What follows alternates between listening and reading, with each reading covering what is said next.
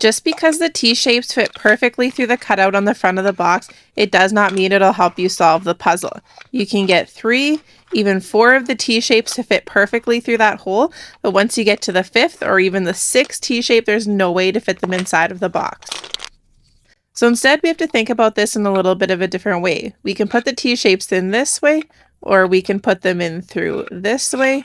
We can also stand them up and put them in through like this.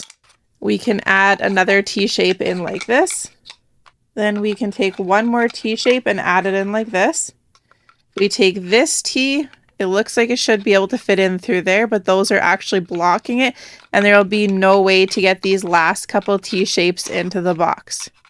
Because if we do it this way, there are 3 T's sticking outside of the box.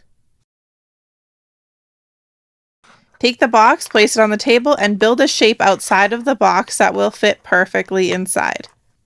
So if we take 2 of the T-shapes and we place them in like this, we can take 2 more and place it beside that.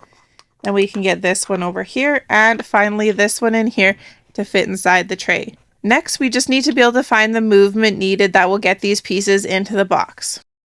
So if we take this piece and we add it into the bottom of the box, we can then take this T-shape and drop it in here and slide it off to the side and slide it back.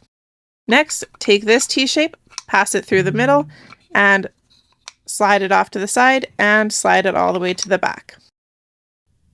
Now the thought would be to take these 3 T-shapes and pack them through the T on the front of the box, but that's still leaving us with one of the T-shapes outside of the box.